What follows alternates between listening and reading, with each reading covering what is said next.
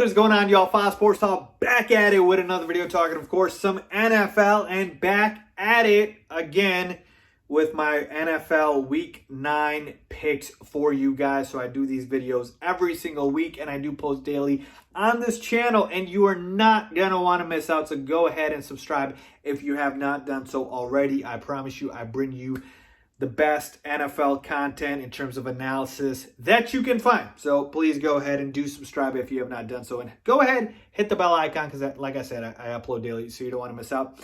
And make sure, guys, if you're not following me already on my social media accounts, Twitter, Instagram, you guys got questions, last minute, whatever, reach out. That's the spot to do so. Links down below on the screen for that. So if you don't know the drill, by now you should. I go through every single game for Week 9. And I give you my pick overall as well as against the spread, okay? So hopefully if you guys are into that, into betting, go ahead and make those picks. I can help you out with that. And I can also help you out if you download Thrive Fantasy, the app, all right? And use my code FST. They will match your first, I think, $20 deposit. So go ahead and do so. It's a great app. I like it. Thrive Fantasy, links in the description. With that being said, let's get started. All right, so I always start off the video by being transparent and give you guys how I did last week and my record overall. So last week was a brutal week for me. Brutal week for your boy. Overall, I went 8-6, which is fine, but I should be better. But against the spread is where I really just wet the bed, folks. I went 5-9. 5-9 against the spread, my worst week by far. I had not been under 500 all year long until last week. Was just a brutal week for me. Not just in picks, by the way, in DFS and in fantasy. Like, it was just bad all around for me. So, again, you're not going to be perfect every week, but I got to be better, and I will be better for you guys. So, just letting you guys know that. And here's my overall record with taking those numbers into account. So, overall, on the season, I am 87, 31, and 1. So, 87 games predicted correctly, 31 incorrect, and 1 tie. That damn tie is never going to go away, is it? All right. And against the spread, so versus spread, I am 66, 50, and 1. Okay, so again, fully transparent. That's my record overall and against spread. So overall, that's good enough for about 74% correct. And against the spread, good enough for about 57%. Again, I got to be better, especially against the spread. And I will. So let's go ahead and get started. All right, let's go ahead and get started with the Thursday night game. We've got the Packers at the 49ers, folks. And I got to give a shout out to the 49ers and just make a prayer for them because, man, they're dealing with a lot of injuries. Just brutal what they've dealt with all year long in terms of the injury bug. Like, their running backs have been out. Raheem Mostert, Tevin Coleman, but now they lose George Kittle for like 8 weeks. They lose Jimmy Garoppolo, their starting quarterback. Just decimated the 49ers are. I feel terrible for Kyle Shanahan because he's an excellent coach. And this is the team that went to the Super Bowl last year. And so it's not even the Super Bowl hangover. They just can't stay healthy. So feel bad for the 49ers. You should know where I'm going here. It's a 3.5-point spread. The Packers, even though they're on the road, folks, I mean, this is just a talent mismatch at this point. You can't bet on the 49ers. If the 49ers win, I mean, it'd be a huge upset. Get the 3.5 at this time if you can, because I think it's only going to get up and up. So I will absolutely take the Packers to cover here. Look, if the 49ers were fully healthy, I would probably pick the 49ers to win because they always beat the Packers, or they have like the last couple of seasons, and they have the Packers number. But you can't have a team's number if 80 to 90% of your starters are gone. Like, who's left on the starting roster that's a good piece? Like Brandon Ayuk, he's a rookie, right? You're out Jimmy Garoppolo. You're out your starting running back and Raheem Mostert. You're out your starting tight end and George Kittle. There's nothing left on this roster for the 49ers. Take the Packers. Take them big. I like them to go ahead and cover that 3.5. Let's move on to the Sunday night games. We've got the Baltimore Ravens at the Indianapolis Colts, folks. And look, the Baltimore Ravens coming off a loss against the Pittsburgh Steelers. You might be like, okay, no shame in that. The Steelers are undefeated. Yeah, I get that. But here's the thing with the Ravens, man. Like, against good defenses, Lamar Jackson is getting exposed as a passer. Like, he is not able to do that. And he's going up against another good defense here in the Indianapolis Colts. Yes, their offense isn't as good as like these other teams that have beaten the Ravens, like the Steelers or the Chiefs, but their defense is very solid. They're going to make it ugly for Lamar. Do I expect them to lose this game? No. I'll take the Ravens to win, even on the road here, but it's a -3 point spread in favor of the Ravens.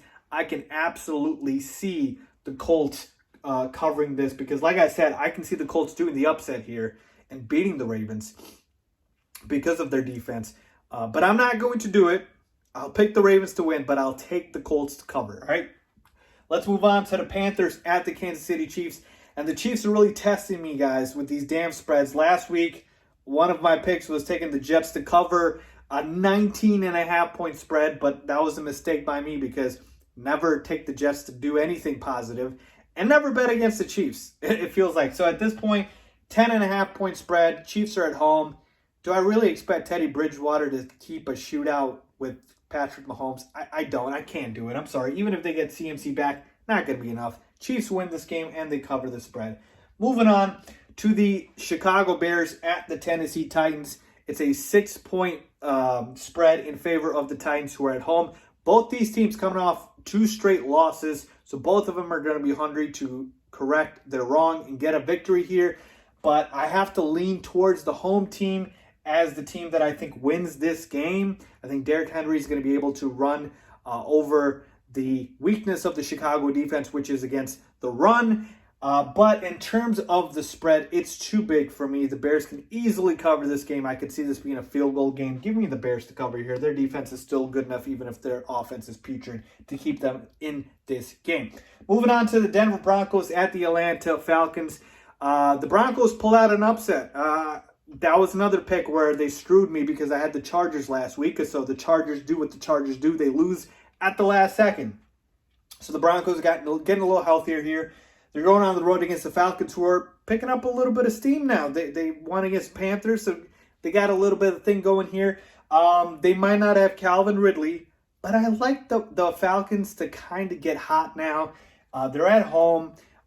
This Denver Broncos defense is not the same. Obviously, they don't have Von Miller this year, and you can put up points. Drew Lock doesn't scare me on offense. I think he should be able to do what he wants against this Falcons team, but would it really surprise you if he didn't? Like, again, Drew Lock is okay to me, nothing special. I'll take the Falcons to win this game, folks.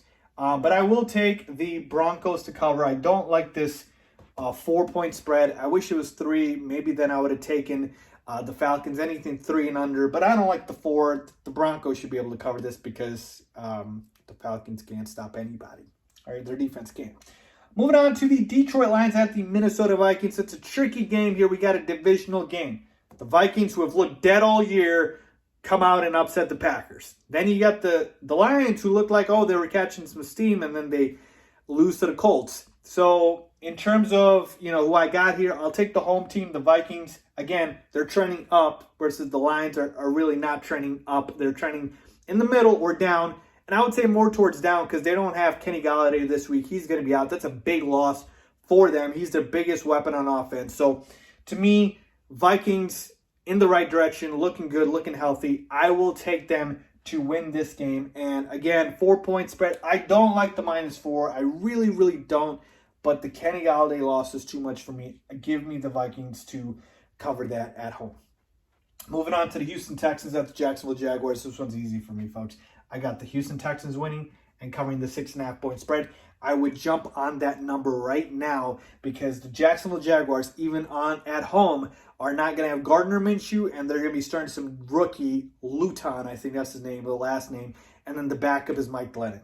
Enough said. The Jaguars are awful. Deshaun Watson should be able to do whatever he wants against his defense. All right? So go ahead and take the Texans here. I would have taken this if it was a 7, maybe even a 7.5-point spread.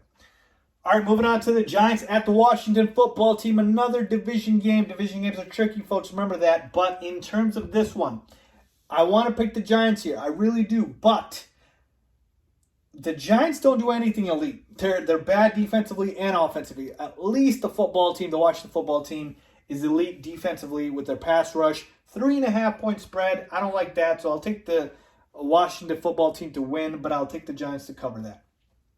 If it was 3, I would have been fine. I don't like 3.5. Seattle Seahawks at the Buffalo Bills. You know I'm not betting against the MVP, especially when it's not against a Super Bowl contender, which I don't believe the Bills are. Give me the Seattle Seahawks to win this game, even though they're on the road. Russell Wilson is on fire. -3 is the spread.